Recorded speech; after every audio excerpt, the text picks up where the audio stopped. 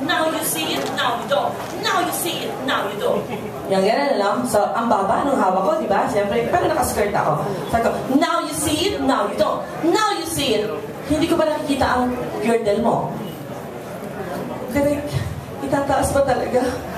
Itaas mo kung hindi ibibigay sa itong role na to. Now you see it, now you don't.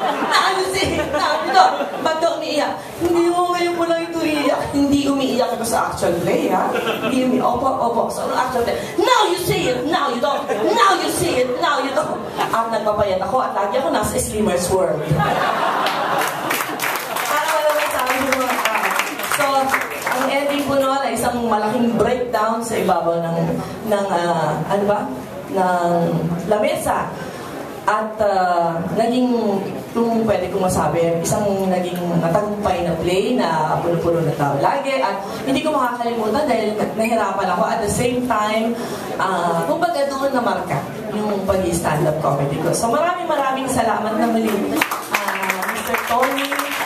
Sayang hindi na ulit, pero alam ko, sinisibaybayan mo yung karir ko at love na lang.